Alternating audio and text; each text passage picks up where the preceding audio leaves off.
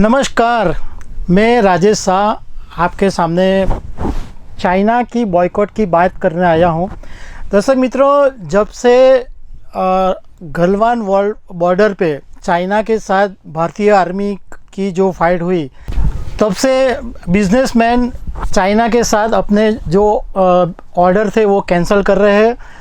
आपको पता है, ताजेतर में सचिन की एक कंपनी थी कालिका इंटरनेशनल, उसने भी चाइना के साथ अपना कॉन्ट्रैक्ट कैंसिल कर दिया। और अभी सूरत की एक फैब्रिक्स कंपनी है, आलिया फैब्रिक्स, उन्होंने भी अपना पुराना कॉन्ट्रैक्ट चीन की कंपनी के साथ कैंसिल कर दिया है। उनको करोड़ों रुपए का लॉस हुआ है, फिर भी उन्होंने ये ऑर्डर कैंसिल कर दिया है। तो अब लोग धीरे धीरे चाइना के साथ अपना रिश्ता दूर कर रहे हैं। तो आज हमारे साथ है आलिया फैब्रिक्स के डायरेक्टर मिस्टर रजत दावर। तो उनके पास हम जानेंगे कि व्हाट इज़ आलिया फैब्रिक्स और उन्होंने कैंसिल क्यों किया और उनका फीलिंग्स क्या है, वो सब बात उनके पास हम जानेंगे। तो रजत जी, आपका स्वागत है। हम ये पूछना चाहेंगे कि आपने चाइना के साथ ये कॉन्ट्रैक्ट कैंसिल कर दिया, तो पहले हम ये जानना चाहेंगे कि आलिया फैब्रिक्स काम क्या कर रही है। जी, आलिया फैब्रिक्स हमारी universal textile market ring road पे हमारी दुकान है। 5 साल हो गए हैं इस दुकान को और हम इसमें हाई एंड फैब्रिक्स को इंपोर्ट करते हैं। अब तक हम ये फैब्रिक्स चाइना से इंपोर्ट कर रहे थे और ये हमारे जो फैब्रिक्स हैं वो हाई एंड फैशन वेयर में यूज़ होते हैं। तो जितने भी आप बॉलीवुड के स्टार्स को देखते हैं अवार्ड फंक्शंस में जो वो पहनते हैं, या बॉलीवुड के बड़े बड़े डिज़ाइनर्स हैं, वो ये फैब्रिक्स को इंपोर्ट करते हैं। इसके अलावा पूरे देश में जो बुटीक कल्चर में जो फैब्रिक पहना जाता है, उसके मेन फैब्रिक सोर्सर हम हैं। और ये जो फैब्रिक्स हैं ये इंडिया में नहीं बन सकते, क्योंकि जो इनकी फिनिशिंग है या इस पे जो कारीगरी की हुई होती है, वो यहाँ पे बनने की सुविधाएं या इंफ्रास्ट्रक्चर अभी इतना नहीं है कि वो यहाँ बन पाए।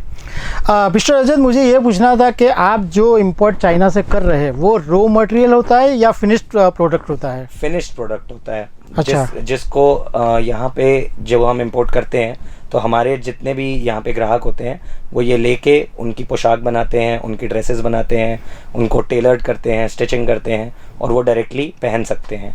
वो एक ऑलरेडी फिनिश्ड प्रोडक्ट होता है।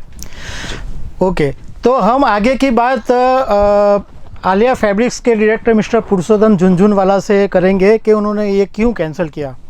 मिस्टर पुरुषोत्तम झुनझुनवाला, आपका स्वागत है। हमने सुना कि आपकी कंपनी ने चाइना के साथ अपना जो पुराना नाता है वो तोड़ दिया है, यानी आपने उनके साथ जो कॉन्ट्रैक्ट था वो कैंसिल कर दिया है। तो हमें ये पूछना है कि आपने ऐसा क्यों किया। नमस्कार।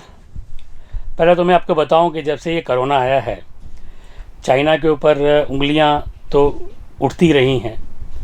उसके बाद जब ये लद्दाख वाला केस हुआ, लद्दाख में जब हमारे 20 जवान शहीद हो गए, तो रहा नहीं गया कि हमारे लिए हमने ये सोचा कि राष्ट्र सबसे पहले है।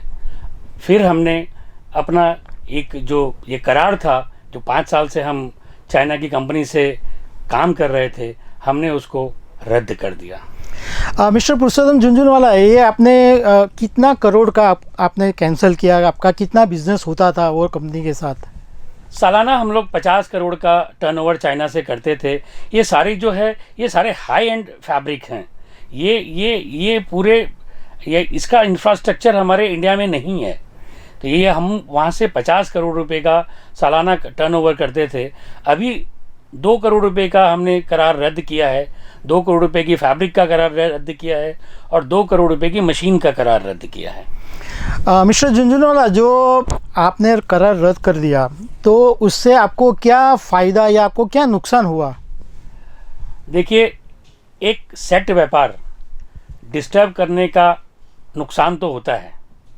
मैं फिर अपनी उसी बात पे आता हूँ कि ये व्यापार हमारा 5 साल पुराना है। हम लगातार चाइना से फैब्रिक मंगाते आ रहे हैं और इसका विकल्प ढूंढना उतना आसान नहीं था। हमारे व्यापारियों को ये क्वालिटी चाहिए थी, लेकिन इसका विकल्प ढूंढना आसान नहीं था। हमने पहले इसका विकल्प ढूंढा।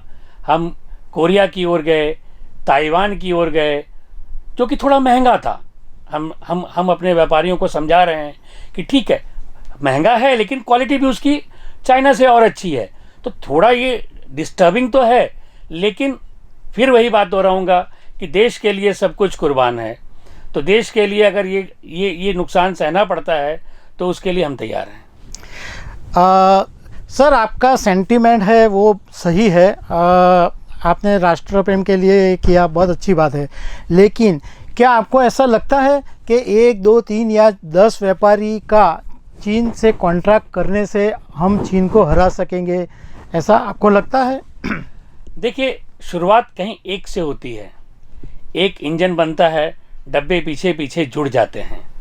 तो मुझे अपने देशवासियों पे पूरा भरोसा है, उनकी राष्ट्र प्रेम पे भरोसा है कि धीरे धीरे सारे लोग जुड़ेंगे और पहले तो इंफ्रास्ट्रक्चर बनाएंगे कि हम उस चीज़ को यहाँ कैसे क्रिएट कर सकें।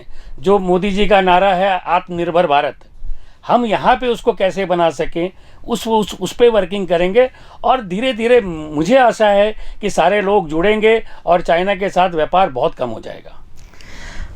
तो दर्शक मित्रों, आपने सुना कि जो कंपनी थे उन्होंने जो कॉन्ट्रैक्ट कैंसिल करे, उन्होंने जो सारी बातें बताई, तो हमको ऐसा लगता है कि चाइना का बॉयकॉट पहली बार नहीं हुआ है, बहुत बार हो चुका है, लेकिन पहले इतनी इम्पैक्ट देखने को नहीं मिली थी जो अब मिल रही है। अब लोग आगे आ रहे हैं।